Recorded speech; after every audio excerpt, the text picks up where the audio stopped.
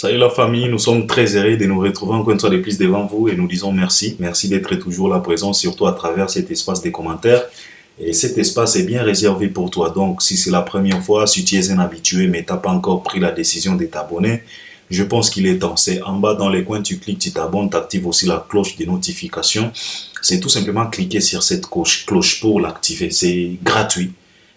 Ça ne demande pas beaucoup d'acrobatie. C'est juste cliquer, tu l'actives. Et puis, liker, tu peux même liker avant même de regarder, car tu ne serais pas dessus. Et puis partage aussi les liens, ça je te les recommande, il faut toujours penser à partager les liens, car en partageant les liens, ça va permettre à tes connaissances, tes copains, tes collègues de pouvoir nous découvrir aussi, pour que Bango Pebaya, qu'on s'abonne à la chaîne Abisso et puis regarder aussi nos éléments jusqu'à la fin, c'est très très important. Et je pense qu'après avoir nous regardé jusqu'à la fin, après avoir mieux comprendre ce qu'on a dit, et je pense que toi aussi tu vas nous revenir avec un bon commentaire qui va nous aider et qui va aider aussi les gens qui nous suivent sur Albert Premier. Donc c'est ça. Et puis dans Albert Premier, vous savez très bien que tous à la concept Nabiso Mosusu Oba propose à quelques questions et puis on a peine à développer la réponse nanga. Concept wana yango nde tokosala yango lelo. Donc j'ai un frère ici, il m'a préparé quelques 2-3 questions, ça dépend du temps, ce qui t'a permettre en tout cas de répondre à ma question nyonso, ce qui t'a permettre de répondre à ma question oyo de parvenir à répondre. Donc il m'a préparé quelques questions et puis moi aussi je vais développer mes réponses et je pense que vous aussi vous allez m'accompagner à travers les commentaires naba réponse nabino. Donc beaucoup mango naba commentaire. Alors sans plus tarder, tikato découvrir quelques questions oyo ndeko nabiso à préparer lenga. Merci beaucoup.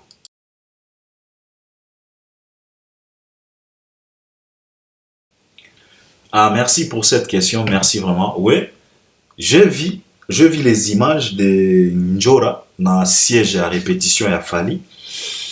J'ai vu aussi la réaction à Bateau.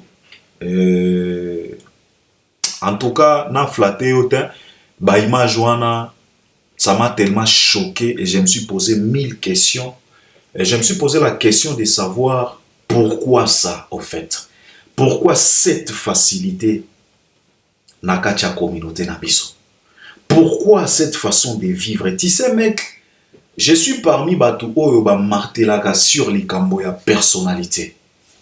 Kozanga ba valeur. Au moni biso ba congolais, vaut mieux kutu banyama. Biso to vivaka na se kutu ya banyama. Parce que même banyama, tu ne peux pas amener au moni yo antilope. Okoki koya na ba blague à n'importe comment devant un guépard ou bien devant un lion ou une lionne ou bien devant un léopard mogoboy. Tu ne peux pas. Même si bino nyonso bofanda na forêt, boliaka ba matiti d'abord pour comprendre. Même chez les banyama, il y a de ces animaux oyo baliaka matiti. Et il y a de ces animaux oyo baliaka matiti te. Baliaka nyama, baliaka ba misuni. Alors s'il y a cette différence, même pas banyama, malgré que bango moko bafanda na forêt moko, même kaka na kati ya forêt wana, ba forêt pe ke seni.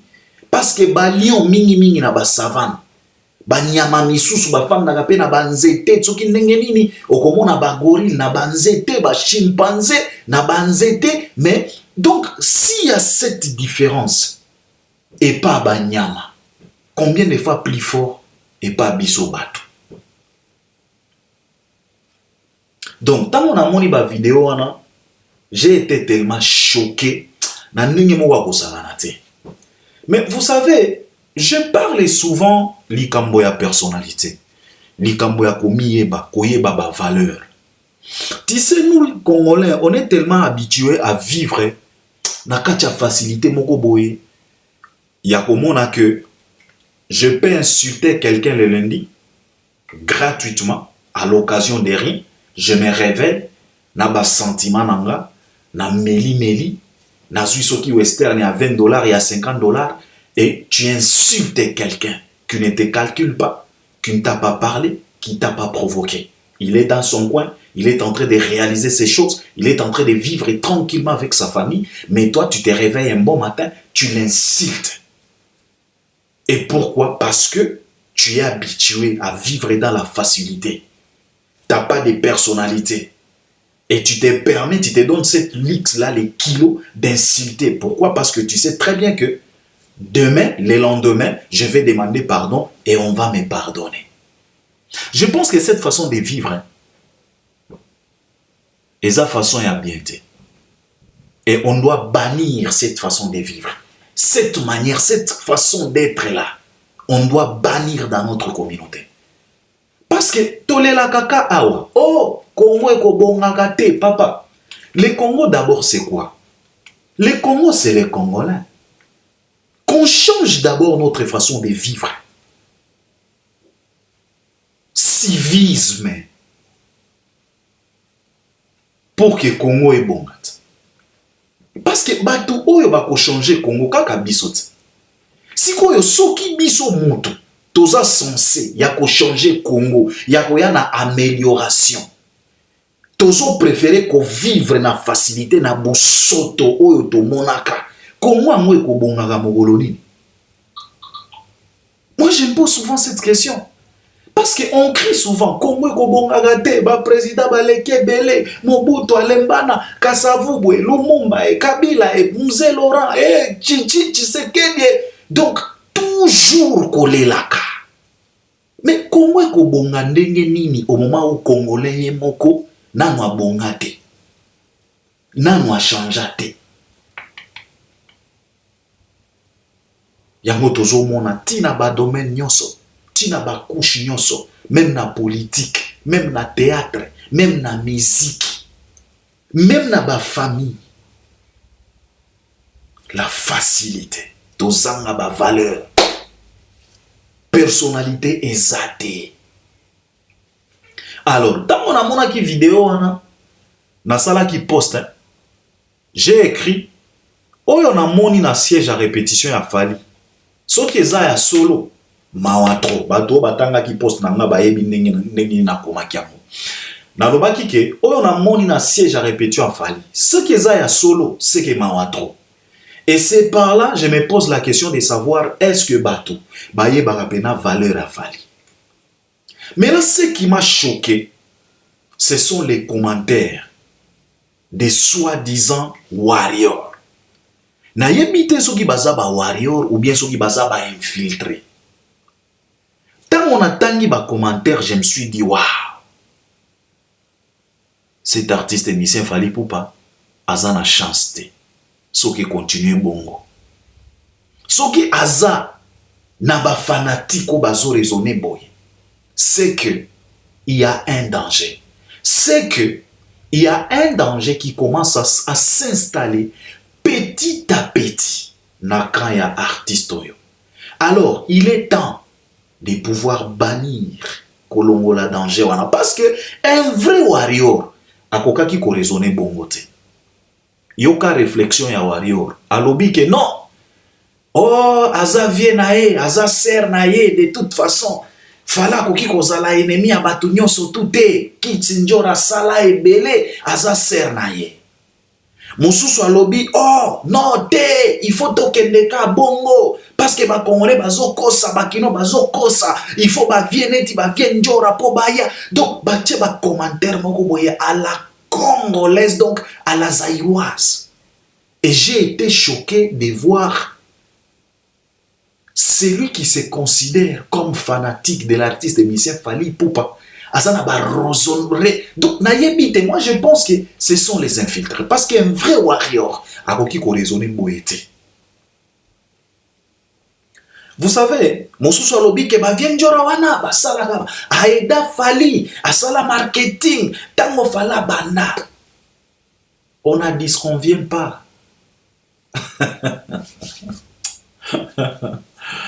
En tout cas, Nzambe, que Dieu nous aide, nous Congolais. Que Dieu nous aide, qu'il nous donne cette facilité-là de voir les choses autrement. Qu'il nous aide, qu'il nous donne cette capacité-là, yako dissocier kamakambo, pour ne pas mélanger tout et n'importe quoi. Ça va nous aider. Si on continue comme ça ne va pas nous aider. Yamana tozalaka ba spécialiste. Yako détruire ba étoile na biso. Yako étouffer ba étoile na biso. Parce que ndenge Kongola zo mona fala zo mata, azo briller, azo sepelate. Kongola ozalaka à l'aise les jours où tokomona étoile a fallu bio et s'éteindre. Wana nde Kongola kozala, Congolais nda kozala à l'aise et puis par rapport ko banda kolela. Oh tozala ki na fali awa. Oh to Congolais na yebaka te matière nini oyo. La Bible nous déclare que Dieu a créé l'homme à travers poussière. Mais na yebite Congolais soki pe na uta na poussière. Soka uta na poussière na yebi poussière alo lenge nini na yebite. Oh Kisinjora sala trop. Oh baza ser na ye. Oh fala kozala ka ennemi abatu nyonso tout. Oh il faut alimbisa. Ça ne sert à rien. Oh ba Kisinjora baza important. Na carrière a Fali. Na minute oyo na 2023. Fali a besoin de personnes comme Kisinjora. Na entourage na ye. Baba ndaka kolobela ye. Baba ndaka kosalela ye pib. Baba bandeko ba bolingo. Boye de bisoko. Boni boye. Soulé. Boni boye. Ah. Tu sais, au nyonso, je pense que ça a conséquence et un manque de personnalité. Au Congola zanga. Parce que ça la Kisinjora. Et ça la batu nyonso wana. Bango nyonso ka ba Congolais. Et c'est la raison pour laquelle tozo mona makambo ya boye. Ça ne devrait pas être chez Fali. Ça ne devrait pas se produire chez Fali. Impossible. Ce qui to yebi pena valeur ya artiste yo. Omoni ba Congolais belé na ningina na lobali kamboyo po ba Congolais ba comprendre. Omoni ba Congolais belé ba kanisaka que. Omoni Congolais kozanga valeur, kozanga personnalité. Kongola benga kango motema monene, motema malamu. Et place wana nde Kongola salaka confusion ya makambo. Soko miyebite, soko zangi personnalité. Chez Congolais, ozana motema monene. Yango wana omonaka ba Congolais balobaka ke Viera Kofi Olomide azalaka na motema monene. Mais je voulais tout simplement te dire que Kofi Olomide atikala kozala na motema monene te. Atikala kozala na motema malamu te ndenge bokanisaka.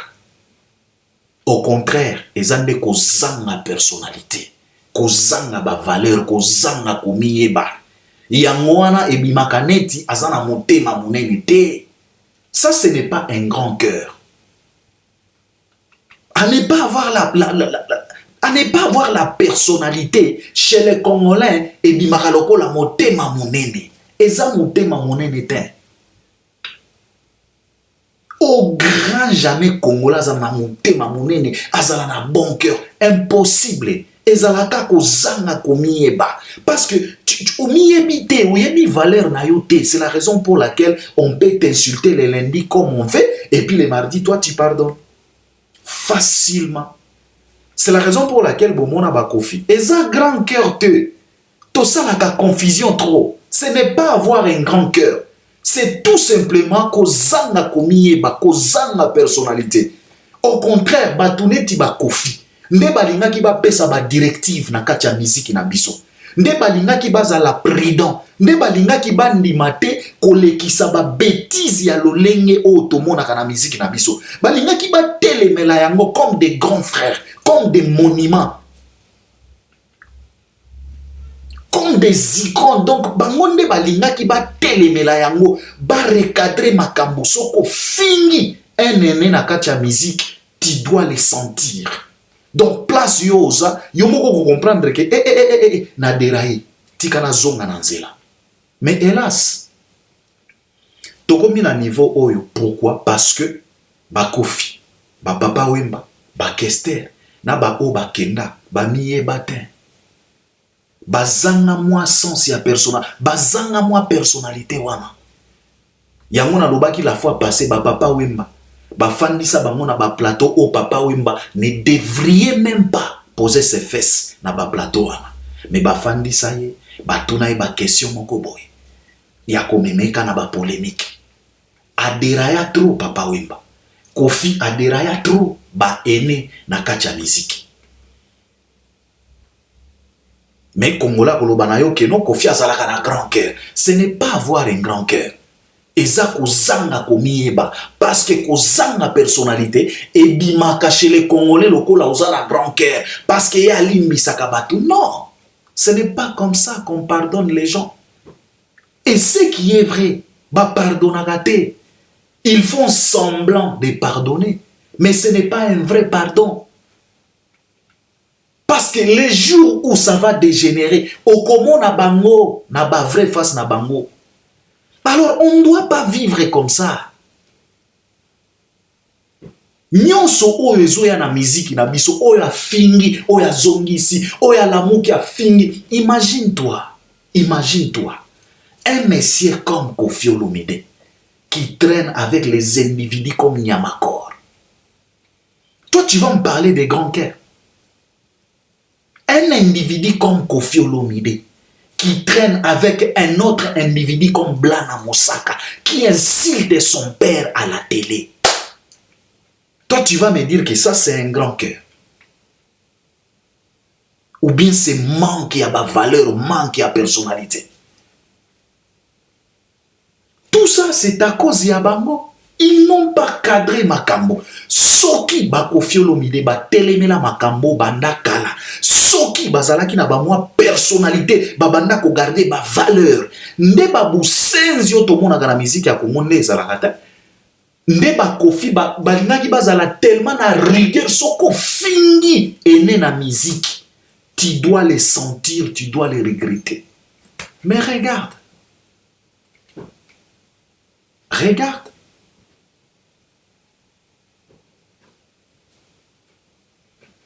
Ce qui fait rigoler, à salela Koffi Olomide premier soin. À dénigrer, à lessivailler, donc à torchonner na sens nyonso. Ti Koffi a kangisa feri. Mais aujourd'hui, c'est le même Koffi Olomide qui veut nous faire croire que faire c'est son petit, l'amour est là. Je vais soutenir les concerts de Ferre, Ligue des Champions, Ferre ceci, grand chanteur Koffi Olomide. Après avoir été lessivé, torchonné par celui-ci. Mais Lélo Koffi est derrière Ferre et il est fier de le faire. Et puis Kongola lobi que ça c'est avoir un grand cœur. Quel grand cœur? Eza kozanga komieba, kozanga personnalité. Sinon, soki Koffi azamba abanda komieba, abanda koyeba valeur na ye, abanda kozala na personnalité, nde likambo wana esuka bongo te. Nde ba petit misusu bazonga pena na droiture. Et bongo soki Ferre afingi Koffi. Na facilité nyonso. Koffi a pardonné. Est-ce que déplique à cause de la bobangi à Koffi n'a fallu? Tu penses? Parce qu'il va se dire que si Ferre a insulté Koffi et Koffi a limbisaye à l'ekissa, donc moi aussi je peux insulter Fali à l'ekissa. Et c'est là où les bas blessent. Est-ce qu'on doit vivre comme ça? Parce que je voulais d'abord parler de ça pour nous faire comprendre le problème autour de la communauté, autour de la musique. Si Fabregas a manqué du respect à Koffi, même à travers ses chansons, à l'Inagaba danseuse, mais Koffi a eu cette facilité de pardonner Fabregas, de se ficher à nouveau avec Fabregas, enregistrer encore des chansons. Est-ce que Mondibo a kobanga ko manquer faire respect? A kobanga te. Parce que tant oiseau mon alobi que ezalaka bongo. Fabregas a finga et bangwana ba s'afficher. Donc moi aussi je peux insulter Fali, je peux insulter Bozi, je peux insulter n'importe qui. Toko s'affiche à kakaka. Eza musique. La zaïroise. Manque à personnalité. Et tout ça, faute ya banani, ya bakofi wana. Mikolo o bazanga personnalité. Tala batu oyo, basala mwa effort ya komieba, baviene ti ba Josar. Oso yoka musicien congolais, ata soka meli balotoko na ye, a manqué Josar ba respect n'importe comment. Je ne pense pas. Parce que lui, il a fait quand même l'effort. Ya komieba. Ya komitia na place na ye. Okukuta ye na babusoto nyonso tout un. Josar ne traîne pas dans les bruits des Congolais. Il est dans son coin. Tranquille. Et ce n'est pas n'importe qui. Ata soko meli ba bangi ba lotoko na yo, oya ko savantiro ba na ko finga Josar et ko simba te. Metala batuneti ba kofi. Yango tozo vivre na musique na biso. Pourquoi kozang ma personnalité? Pourquoi je dis ça? C'est parce que tant on a tangi ba commentaire ya ba warrior na posto na posaki na makambo akisinjora. C'est là où j'ai vite compris que la vision de Fally était tellement importante dans sa carrière. Cette vision, cette soif-là, d'aller pêcher d'autres âmes, chercher à convaincre, chercher à exporter sa musique dans la communauté mosusu. En tout cas, il a visé bien. Et il a tapé juste. Parce que souvent, je me pose la question de savoir ce qui pena Fally. Tolongoli ba warrior ivoirien, tolongoli ba warrior camerounais, tolongoli ba warrior burkinabé, tolongoli ba warrior malien, tolongoli ba warrior gabonais, tolongoli ba warrior kenyan, tolongoli ba warrior burundais, tolongoli ba warrior rwandais, tolongoli ba warrior zambien, tolongoli ba warrior tanzanien, tolongoli ba warrior sénégalais, tolongoli ba warrior ya bamboka nyonso wana. Totiki kaka Fally na ba warrior congolais. Je vous jure, mes chers frères, ne Fally azaka na niveau moko lokola ba fere. Je vous jure, ne Fally azaka na même niveau que ba fere, que ba héritier. Ne Fally azaya ko potana kaka lokola bango nyonso. Mais heureusement, il a eu cette vision-là, cette réflexe-là, lokola ya nyao. Il a été prudent. Otolobaka, l'homme prudent va le mal de loin. Il a vu. Il a tapé juste. Parce que ngana fan naga parfois na omituna. Soki pena tolongoli ba warrior ya ba communauté mosusu. Totiki kaka Fally na ba warrior congolais. Nde mawatro.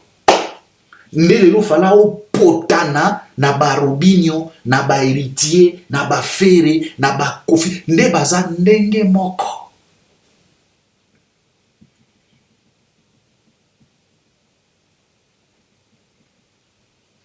Mais gloire à Dieu, azaki na moi vision nae. Asale la vision nae, a côté sa musique nae bisika nyonso. Azana ba warrior nae partout. Pourquoi je dis ça? C'est parce que exemple kaka ya moke. Fala uchi ko bimisa nzembo awa, nous deux. Nzembo moko kitoko, merveille. Tube. Nelelo, il fallait to beta histoire ya nzembo wana metala. Yotala kaka comportement ya warrior congolais envers cette chanson là. Bato bazo consommer nzembo wana ya ba congolais penata. Eza ba warrior ya Fally ba ivoirien nde ba komisi yango audio et komi na plus de 400 000 soki na 6 jours. Congolais nini azo consommer nzembo wana. Tala ka ba émission nyonso ezo sala na Kisasa qui parle de cette chanson. Okoyoka bango tokolobela pe nude nzembo ya sika ya Fally mais émission tindenge kosila bakobeta lisolo ya nzembo wana te.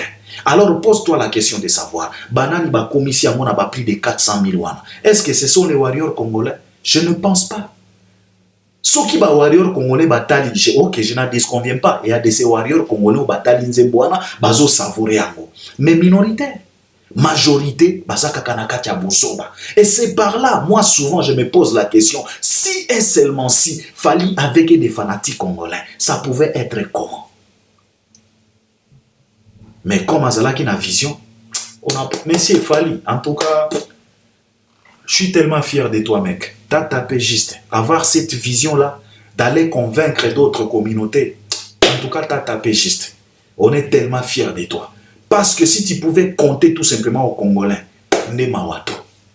On a pesi bino ka exemple. Nzembo à nous deux. Maobeta Masoro na mota. Et pourtant Nzembo ana. Et l'équipe na ba Nzembo ebele o eza na formule 7 na kitoko. Na bilengi. Na mélodie. Na melanco. Eleki yango na musika. Nzembo ana. Mais t'as la Congolais, t'as la comportement ya warrior Congolais.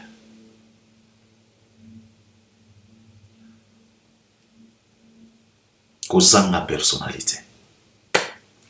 Alors, batu bakomi ba commentaire balobi te viens Njora.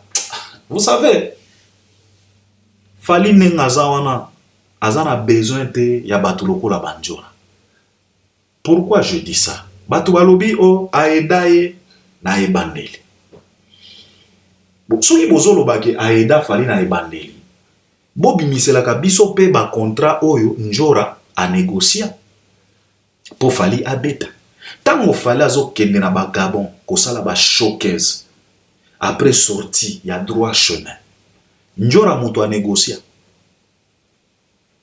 Au moni koloba c'est facile hein, koya ko se précipiter na télé. Oh yo Albert, Njora aida fali à sala marketing. Oh ceci c'est là, c'est sa grande sœur. C'est bien, on a dit ce qu'on vient pas. Mais tango bozoya koloba bongo, bo pesa kape biso ke Albert au moni contrat oyo concert fala beta awa Njora moto a négocier. Au moni production oyo fali na année oyo Njora moto a négocier. Boyela kape biso babiloko wana. Poto mona to comprendre pena apport ya Njora chez Fali. Et non pas venir tout simplement koloba bilobela yana ba preuve te yana ba fondement te koya koloba kaka. Abetisa Fali combien de concerts? Il a négocié combien de contrats? Njora nenga zawana. Français nini oyo Njora zalaka nango po ake ko négocier contrat. Organisation nini oyo Njora azalaka nango na mutu na ye, professionnalisme nini oyo Njora azalaka nango pour que ake ko négocier les Fali contrat tango fala bimisi droit chemin. Est-ce que boyebi année Njora a tourné Fali les dos? Boyebi eza année nini? Pendant tout ce temps-là, et tango azalaki na Fali, na après kokabwana na Fali, on applaudit quel Fali aujourd'hui? Fali avec Njora ou bien Fali sans Njora? Warrior bozala quand même maye les bandeko. Bolongolaka ba sentiment. Je vous pose la question. Bino mutu bozolo ba ke Njora aeda Fali na e bandeli c'est OK. Bobi misela biso pe liste ya ba concert oyo Njora a négocié na carrière ya Fali. Bolo bana biso ke non, au moni concert o c'est Njora qui a négocié. Au moni production oyo c'est Njora. Boye la biso ta moi liste totale. Pour te comprendre ce qu'il a fait, son apport. Koleka ko finga jibe, nde apport. Koleka ko dénigrer musique ya batu misusu wana nde apport. Ye moko Fali aboya système wana. Aboya ya mona ebandeli. À travers sa vision, il a dit non na système wana. Et pourtant, le système oyo Njora ba abanda kozana nango, koleka na ba plateau ko swana na ba Sankara, to yebi ba vidéo eza. Ya lobi boy Sankara lobi boy Roger soki nani o mosusu azala ke page boy ya kala wana nde marketing, wana nde apport. Et pourtant lui-même les concernés Fali Ipupa, système wana aboya ki yango bien avant. Tango entamé carrière, il a refusé ce système-là d'insulter, de dénigrer les autres. Il a dit non, stop. Alors, apport nini o Njora, ayaki nangwe pa Fali. Ce que ça apport kaka la congolaise. Yako finga, yako boya, biloba loba. Yako changer ba couleur loko la ba caméléon. Apport mosusu ezani.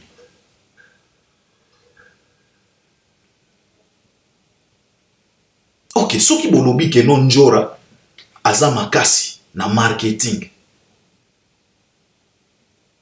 Njora n'a pas tout simplement fréquenté Fali. Il a fréquenté aussi Jibé Mpiano. Sikoto loba, Jibé aza wapilelo. Qu'on se dise quand même des vérités. Si et seulement si Njora azalaki na apport moko boye.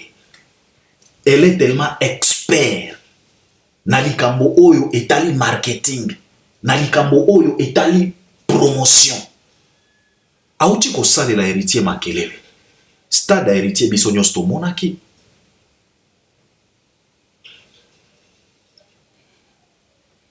Njora auti ko zale pa kofit. Kofi ya lobi na kofi ya lelo. Yo motozo lananga. Malgré nyonso oyo banjora basalela kofi, malgré bilobela mwanza nyonso oyo baloba ko dénigrer misusu, na profit ya Koffi Olomide. Koffi aza wapi lelo? Ye wana zongi lisusu Tanzanie ake ko négocier featuring na Diamond po azonga ba base moko ya bozoba ezanga mutu na makolo. Koffi Olomide. Discours ya Koffi kalezaki nini? Chanso bazalaka nango c'est parce que tout simplement ba Diamond wana batalaka pena ba biloko na bisote. Parce que ba émission eza o Koffi a dénigré ba Diamond. Babanda ko tuna makambo ba Diamond, Koffi répondait souvent que ba Diamond ni botika bango biso mutu to fula ka bango. Koffi aloba yango ti. Mais lelo yo ye wana komi ko se précipiter na Tanzanie pour aller enregistrer encore et puis azolenga devant Diamond. Icône mobimba. Légende mobimba. Grand prêtre ya Congo. Aolenga devant Diamond. Babez moko ezanga mutu na makolo. Kozanga personnalité. Et ce qui prouve la différence qui existe entre Koffi et Fally. Parce que Fally a miyebi. Azana moi personnalité. Alors Azana a besoin ya batuloko la banjorate tout autour de lui. Fally alanda Diamond na Tanzanie. Diamond auta Tanzanie alanda Fally na Paris. Pour ba ke ko enregistrer clip nzembo na bango inama. Ce n'est pas Fally qui s'est déplacé, c'est Diamond qui s'est déplacé. Mais tala nenge Diamond na o déplacé ba Koffi na pété. Azolenga ba beze ke zongi buzo batro. Koffi wana njora salele marketing, njora salele makelele. Koffi azawapi. Légende zawapi. Njora makelelo njora auti ko salela légende awa. Makelelo njora auti ko salela héritier. Lelo baza wapi. Concert ya martyr ya héritier eleka ndenge nini. Koffi aza wapi. Légende za wapi. Ba chibolo sekenda wapi. Ba femme ekenda wapi.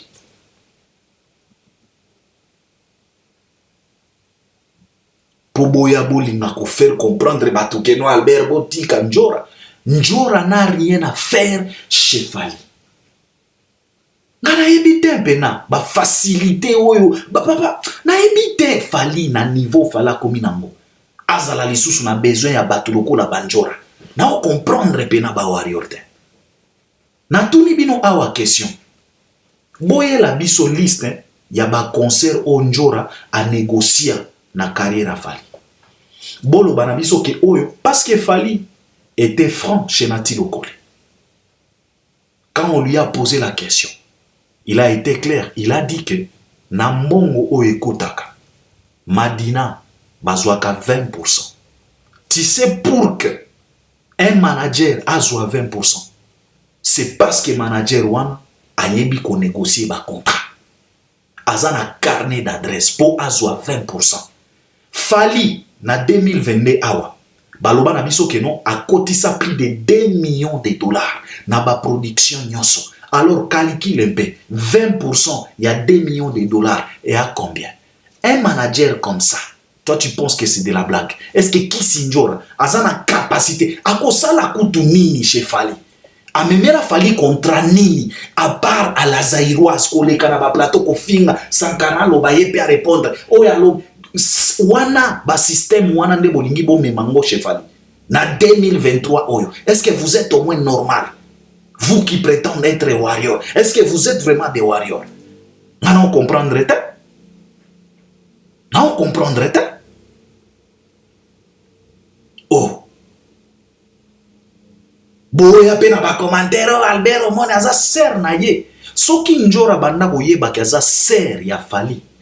Ne il fallait asunga azala wana calme et tranquille omoni afanda na petit frère na ye soki abanda koyebaki azalaka grande sœur na ye nde il fallait azala moi poli envers son petit frère nde il fallait a reconnaîtraka grandeur oyo petit frère na ye fali akomi nango nde il fallait a comprenaka système de jeu ya petit frère na ye tina ipupa ndenge aza wana malgré kaza grande sœur ya fali ya makila mais au grand jamais tina peut se permettre ya koloba na fali ya kodénigrer fali na miso ya bato lokola banjora basalaka.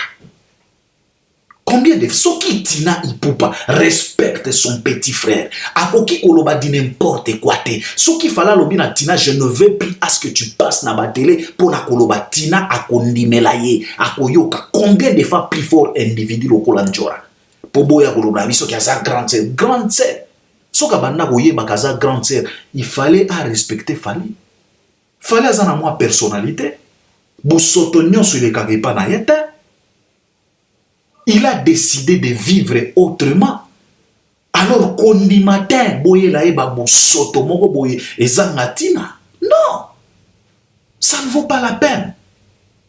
Mutu azo kende liboso bino bolingi bozongise lisusu na sima.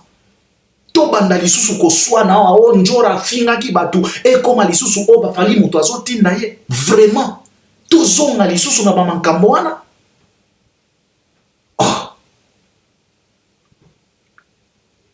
Aza grande sœur na ye il faut alimbisa ok soki kolimbisa Charlie Prince pe aza wana fali pe a pardonner Charlie Prince aleka pe na plateau a Charlie Prince ndenge bozoloba non il faut alimbisa oh il faut kolimbisa ça va fali alimbisa pe Virginie Makwangata akende pe kofanda na plateau a Virginie total. Voilà.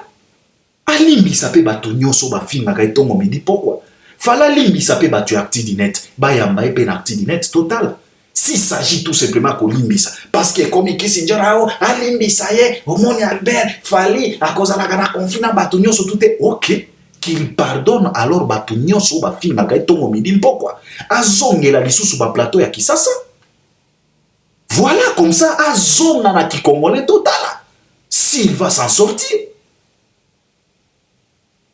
Par raisonnement moko ya terre à terre yo warrior mobimba okoma commentaire alolenge wana aza ser na ye omoni alors s'il s'agit à pardonner fala zana bato ebele à pardonner a pardonner pe banyamakor a s'afficher na bango a pardonner pe babakali ba yambaye na ba plateau a pardonner pe ba jazz kavulu ba yambaye total.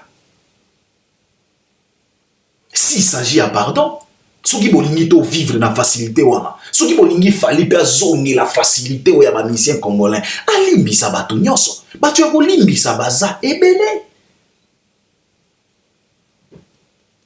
a rendre pe visite Ferregola na répétition na ye total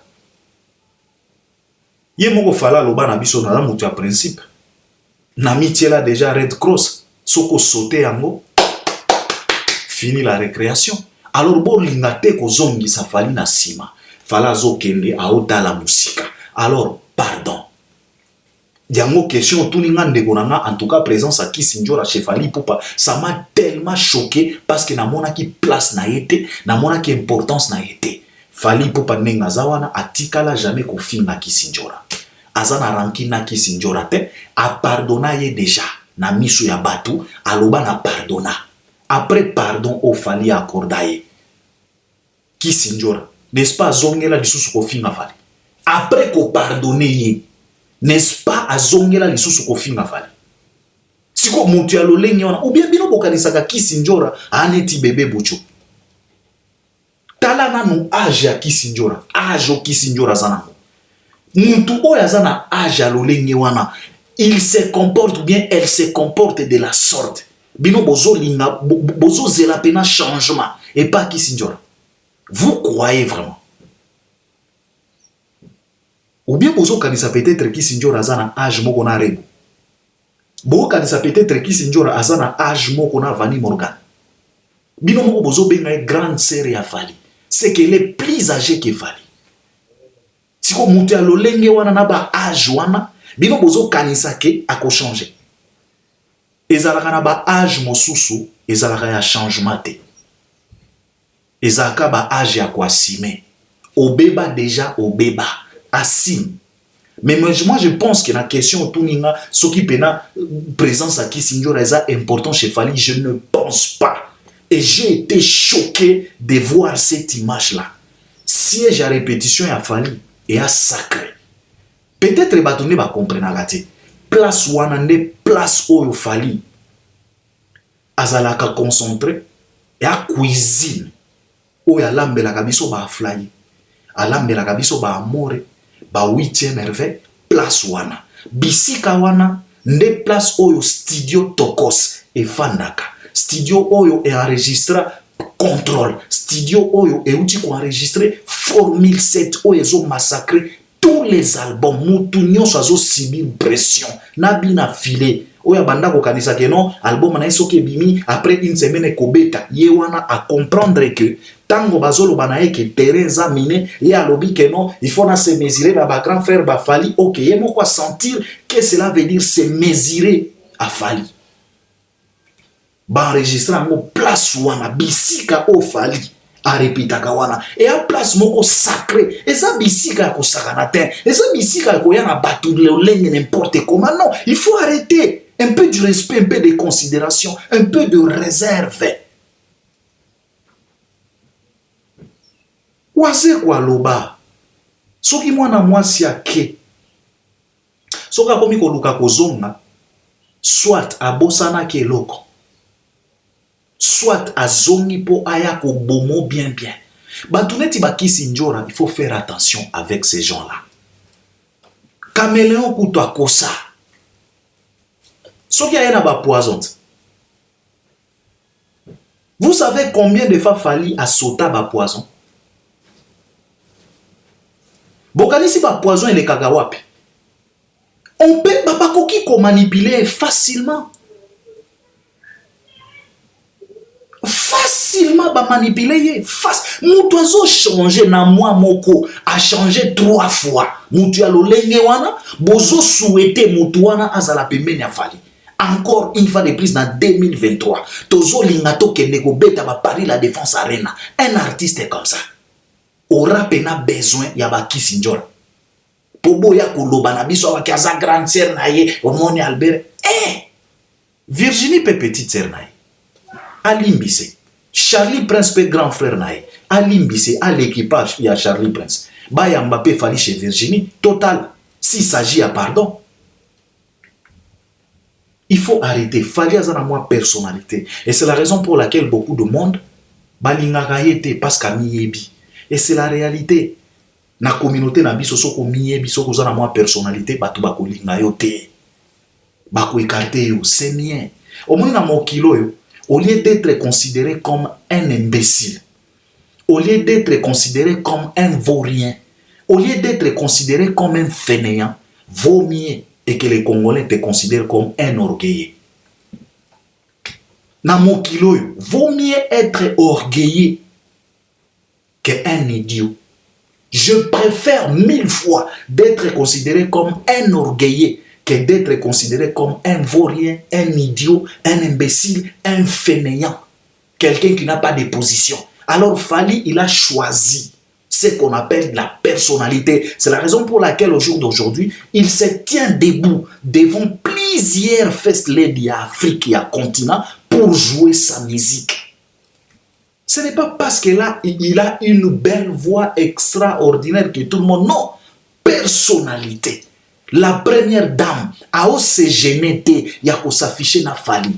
Parce qu'il dit très bien que Mobali Oyo a na moi personnalité a garda ba valeur. Ata soki mobali na nga amoni photo ya nga na Fally nazo simba a kosilikate parce qu'il que cet homme il est correct. Toi tu penses que ma première dame va ko s'afficher n'importe comment na artiste Belia.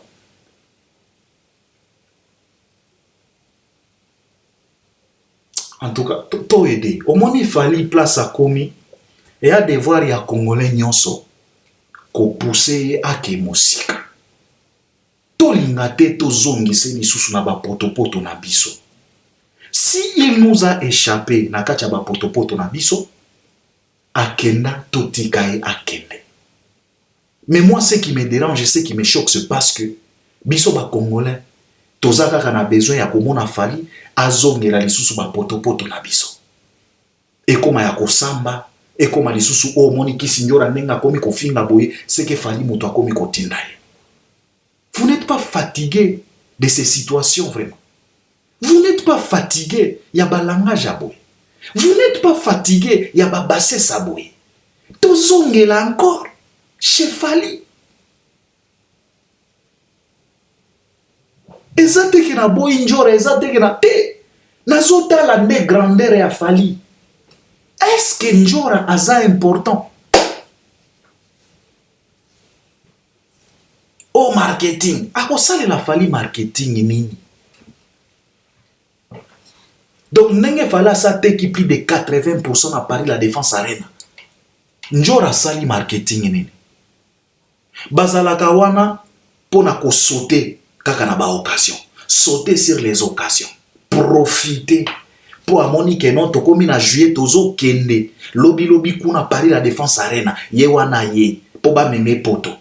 Et puis okomona na ki Congolais tozalaka nango, okomona Fali atiki pena maiko na Kinshasa amemi Kisinjora. Ça peut se faire na Congo. Ndemboko penanga na mona facilité. Okomona pe Fali atiki mutu lokola maiko amemi Kisinjora. Ndenge héritier atika batunaye amemi Kisinjora. Et à la fin de la journée binomoko bozomona.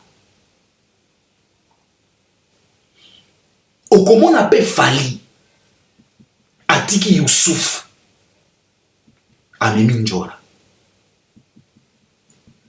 Et bato bakoleka na ba plateau, basala ba émission moni, Fali motema malamu ndenge bokomi koloba. Fala sala wana motema malamu, wana ya motema malamu te. Wana za kozanga komieba. Ozana batu basala ka misala par exemple héritier, azaki na ba chanteur batu. Oyo ifala mema na poto po bakende kosalela marketing amemi Njora. Makelelo Njora tiaki o héritier diaye, héritier aliye. Et comme ça héritier wapi? Et souki sa héritier na stade des martyrs, non? Et puis ça qui est pinch. Et puis ça qui est popularité. Malgré tous les bruits que Njora a fait. Et comme ça héritier wapi? C'est la fin qui justifie les moyens. Héritier souka qui na stade des martyrs. Lelo héritier zawapi. Il a décidé d'aller se concentrer pour enregistrer son album.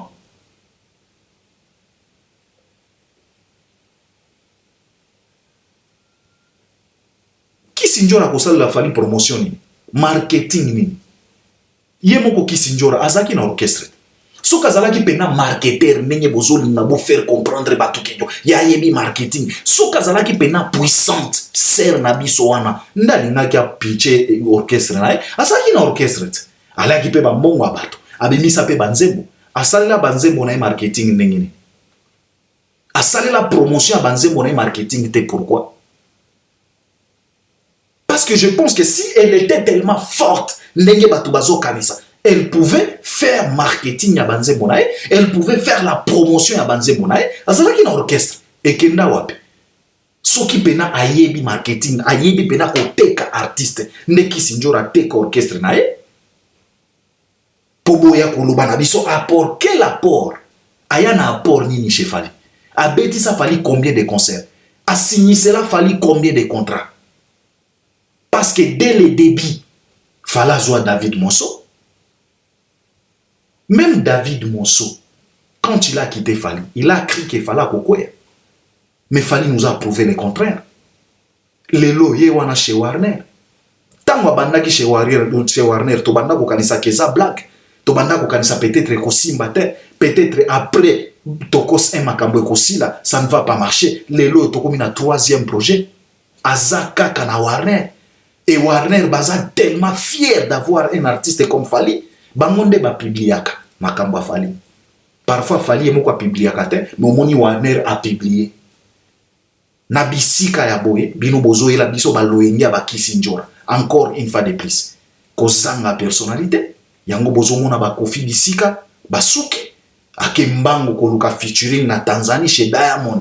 Kalabanda ko boya Diamond, Kalabanda ko sous-estimer musique ya ba Diamond, mais amoni les gens des autres simate, asali ba featuring na ba Davido na ba Twebele et Simbi kakate ake Tanzanie. Parce qu'il a dit très bien que Nzembo Diamond abeka kika et ça là qui plus de 100 millions de vidéos wana ke kolukali sous son pifo. Bezeke zongi. Bolingi pe fali akoma kaka na level 1. Parce que Warrior moko a commis un commentaire à lobby, même ba Kofi, atika ki Kofi, akota nage. Bolingi pe fali akota nage. Ya ki Congolais. Et bongo Kofi ou atika ki Kofi, akota nage. Légende des Awapi. Njora, atiela légende makelele non? Eza wapi, et beti wapi, et pesi Kofi combien de contrats? Kofi on a beti ba flop na ba South Africa kuna. Ba concert moko inaperci, ba concert moko forcé. Et comme kaka ko kende na mboka moko boye, ba yambie kaka, ye wana ke ko négocier concert na ministre soki ya culture ya mboka wana. Ba beti se kaka, poto mona keno abeti. Mais fond ya concert ma papa na ma papa. Bolingi pe fali azonga kaka na ba niveau wana. Vous êtes au moins sérieux, bandeko.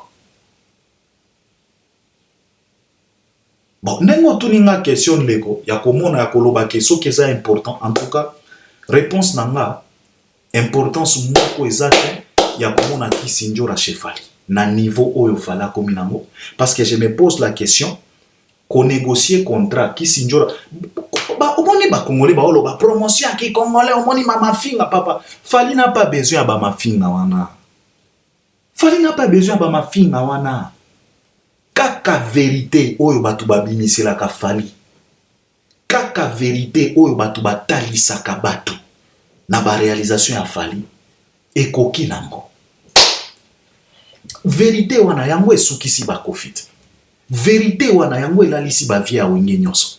Okokosa nani? Fali n'a plus besoin ya kotiele makelele. Fali a tout simplement besoin et que les gens conscients va reconnaître ce qu'il est en train de réaliser.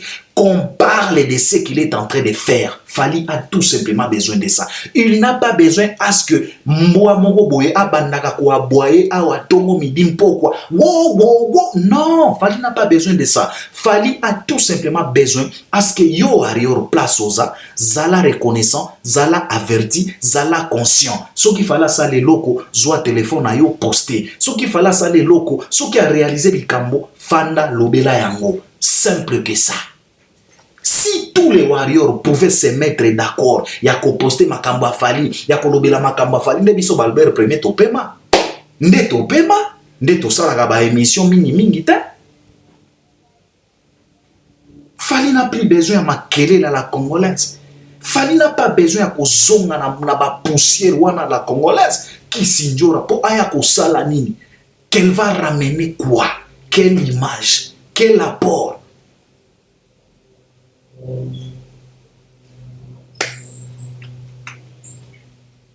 Pour les lobos moni qui sinjora yewana akomi ko se filmer azoye mabibi de la renta ndevie ki sinjora na facilité boy nde bolingi fali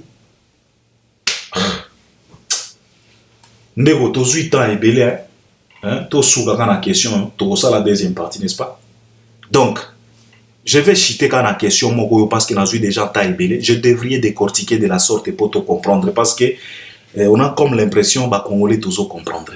Tous à moi particularité na biso. Tous à la spécialiste. Il y a qu'à détruire, il y a qu'à étouffer ba étoile na biso.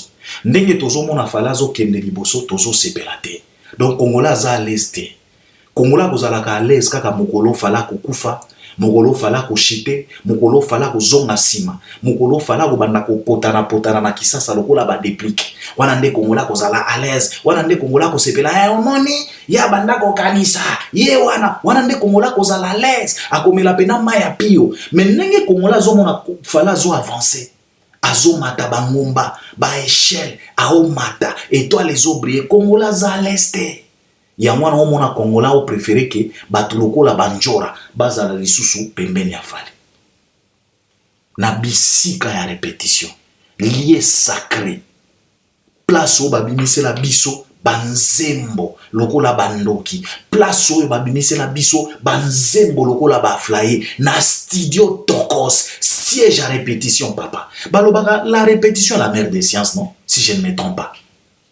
sikoyo place au maire à science asiégeaka nde bozo sakana na bisika wana ndenge bolingi bokotisaka batu ndenge bolingi bakisi njora aya kofuka mawana et puis bomoni yango normal oh viens njora zonga wapi po aya kosala nini.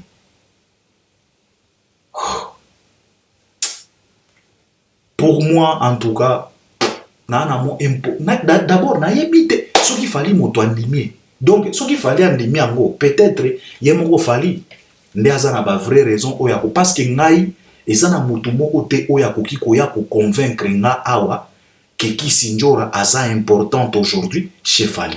Nayebi te soki moto wana nayebi te soki akopesa nga ba argument nini na niveau oyo nazwelaka Fali na niveau oyo Fala komi nango lelo. Je ne sais pas qui peut me convaincre. Peut-être lui-même Fali. Soka yeko dévoiler lenga ba secret mosusu ketala Njora asali boya. Ata soki asali bongo, ça ne vaut pas la peine yako zala na été. Récompense elle. Soki asali likambo moko ya bien. Soki a dévoilé ba secret. Peut-être a signalé au moins likambo moko. On a dit ce qu'on vient pas. Mais je pense que soko l'igno remercier mais atika la musika. Ndenge Fala sala ki kofielo mide ezala bongo. Je reconnais que na leka et pas na yo, j'ai appris beaucoup de choses dans le quartier latin, mais reste dans ton coin, je resterai dans mon coin. Tu resteras toujours kofielo mide, je te considère comme mon père, musicalement parlant, mais fais ta vie, je ferai la mienne aussi. Ndenge Fali, il faut à procéder na batuboko la Kisi Njora. Tu es ma sœur, ok. Tu as cru en moi au départ. Mais par après, tu m'as tourné les dos. Alors, pour reconnaître ce que tu as fait, en tout cas, Zoa Soki Mutuka, Zoa Soki Mongo, Soko Banda Commerce Nayo, mais reste dans ton coin, fais ta vie, je ferai aussi ma vie. Mais pas Pembeni Nanga. Je pense que Ekozala Pena Mie, Ole to banda lisusu awa bolingi to banda koswana lisusu awa keo, Njora fingi batu, ba banda koloba lisusu keno, Fali mutu atindie.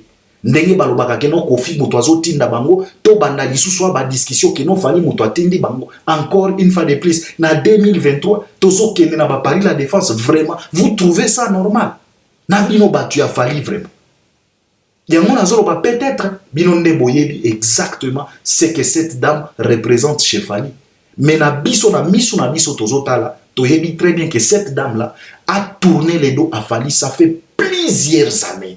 Fali a kenda, a mata, a persa, a traversa, a buka bami, a buka ba mankamo nyonso, a kasa, a fracassa, ba devoir nyonso mikolo ba tikelae, a beta, a redoubla, donc a doubla, a tripla, tilelo, a tikeli bango pe ba devoir ya kosakanate, nyonso wana asala ki yango sans Kisi Njora.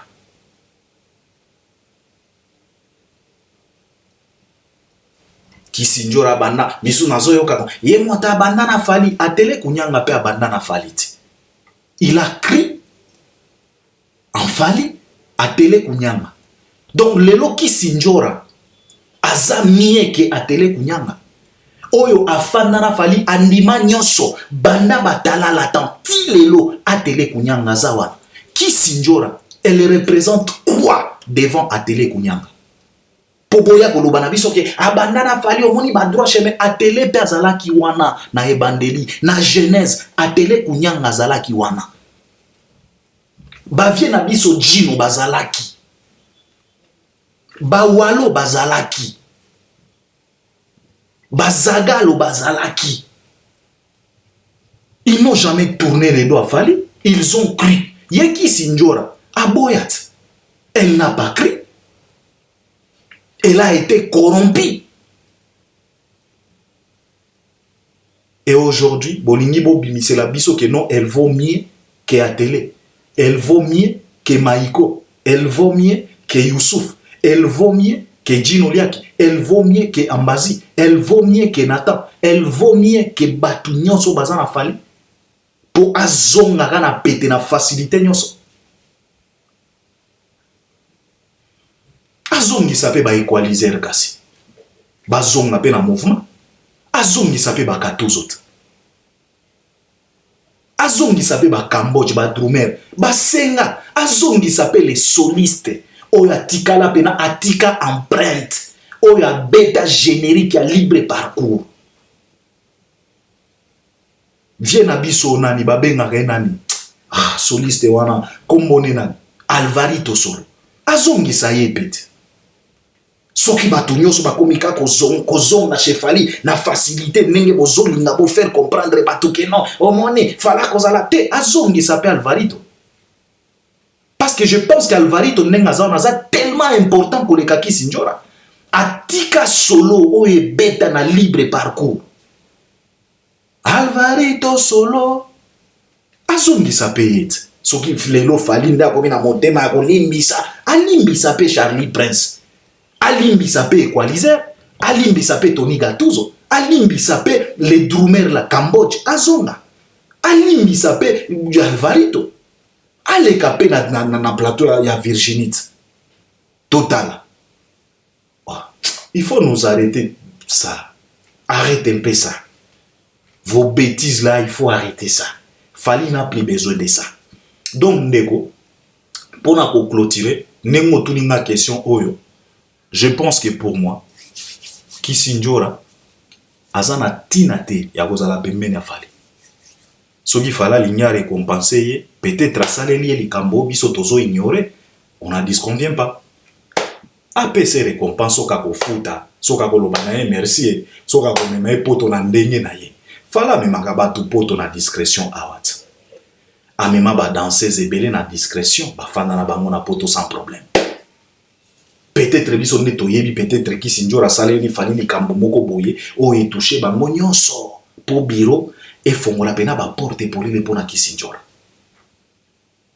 omoninga Albert vaut mieux kutu Kisinjora akende chez Fally na ndaku ya Fally ke na lie ya répétition ponanga vaut mieux kutu akende kotoke na ndaku ya Fally chemer na ketchup ba fungolela e portail akota mais na lie ya répétition te parce que lie wana ya lie sacré eza lie oyo Fally tangwa utie nde azonga pena Fally na lie ya répétition nde place au mona pena Fally afandi azongi pena Fally talalata eza lie ya répétition alors bisika wana ya bisika moko sacré nde place au ba Alex Chou babimisaka ba mayele nyonso na ba capacité nyonso po ba programmer banzembo alors bisika wana ya bisika sacré. Ce n'est pas n'importe quel individu à koki konyata makolone wana. Faut yeba yango. Faut yeba yango. Ezalié sacré. Yango na lobi awa. Kisinjora pouvait aller même chez Fally. Nanda kuna kuna. Soka kosenga ba pardon kuna. Mais na lié à répétition té. Et à lié sacré. Il faut avoir quand même de la considération. Tala ba artiste nyonso ba telenga na kana kisasa bazalaka na ba lié sacré te ya ko répéter tala ndenge ba carrière na bango ezokende tala ndenge ba album na bango ezokende sokoza maelo ko comprendre. Je pense que je dois m'arrêter par là na question tuninga ndeko na ngato suka kana question parce que na zu pena temps ebele. En tout cas, je devrais parler, je devrais décortiquer de la sorte pour tout comprendre quand même parce que s'il s'agit à quoi analyser, toi analyser ka likolo te. Ngai na omona importance ya Kisinjora te na lobi na bino awa apport oyo bozolo bana biso ke aya na apport bobimisela pe liste ya ba concert oyo Kisinjora a négocier bobimisela pe liste ya ba contrat oyo Kisinjora a négocier na carrière ya Fally et puis pose-toi la question de savoir année nini oyo Kisinjora a tourné Fally les dos Kisinjora a fanda na Fally pendant combien d'années et pendant ces années la Fally a sala nini oyo azoko kakosala te après départ à Kisinjora. Pose-toi cette question si tu es un vrai warrior. Et puis pose-toi aussi la question de savoir. La même Kisinjora, alobela héritier, alobela Ferré, alobela Kofi, alobela JB Mpiana. Sikoyo, zwa batu nyonso wana. Ezala Kofi, ezala JB, ezala Ferré, ezala héritier. Na batu nyonso Kisinjora alobela. Comparer ba carrière na bango na carrière ya Fally. Yomoko Komi paie sa réponse. C'est par là que tu vas te poser la question de savoir est-ce que réellement Kisinjora a une importance chez Fally. Je m'arrête par là. Je pense que vous allez m'accompagner aussi à travers les commentaires. On est ensemble. À la prochaine. Ne t'en fais pas. Ne te... Tia ba colère te. Yo soki olingi ka ko prouver biso. Yaga na commentaire malembe. Dépose ta façon de voir les choses. Expose ta réflexion. Ndenge nga nazo exposer réflexion nanga. Alors soko olingi o contredire nga. Expose ta réflexion et ko aider Pébiso. Donc je dois m'arrêter par là. On est ensemble. À la prochaine. Abonne-toi, partage, regarde aussi jusqu'à la fin. Et là, je pense que tu viens de regarder jusqu'à la fin. C'est très, très important. Alors, on est ensemble, Tokosonga, et parce que ma question, Mosusu Etikali, Nakoya Kosala, émission Mosusu. Merci beaucoup. À la prochaine.